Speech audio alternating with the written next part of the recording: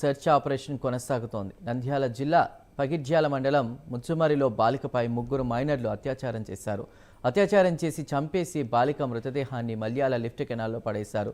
బాలిక మృతదేహం కోసం ఎన్డీఆర్ఎఫ్ బృందాలు గాలిస్తున్నాయి.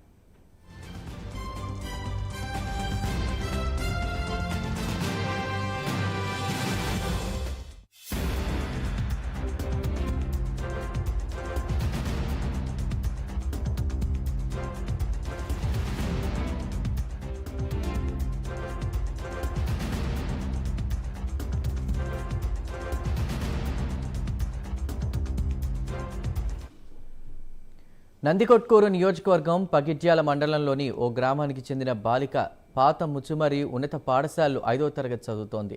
ఆదివారం గ్రామంలోని పార్కులో ఆడుకునేందుకు వెళ్లిన ఆ చిన్నారి ఇంటికి రాకపోవడంతో తల్లిదండ్రులు ముచ్చుమరి పోలీస్ స్టేషన్లో ఫిర్యాదు చేశారు.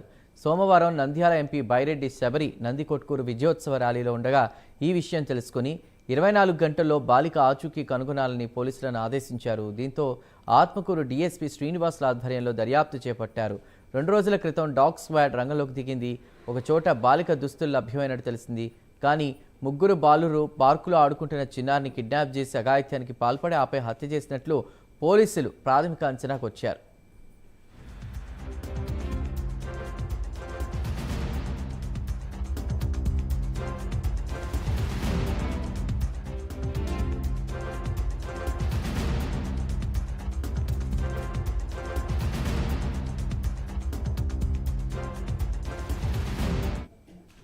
దీంతో పోలీసులు ఆ ముగ్గురు బాలురನ್ನು అదుపులోకి తీసుకుని విచారించగా సంఘటనా స్థలాన్ని చూపించారు. ఆ ముగ్గురులో ఒకరు 6వ తరగతి, మరో ఇద్దరు 10వ తరగతి చదువుతున్నట్టు తెలిపారు.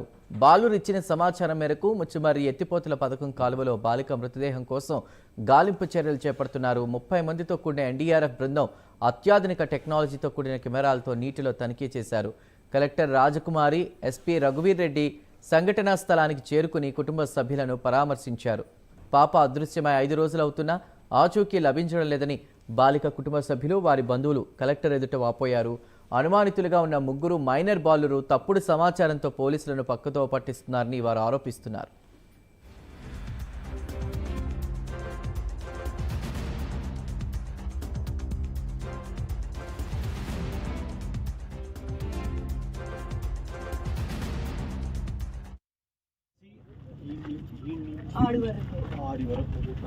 మీరు జరగండి. ఇప్పుడు ఆ పిల్ల ఎవరైతే ఎక్కడ పడేసినారు అని చెప్పాలి. 144 సెక్షన్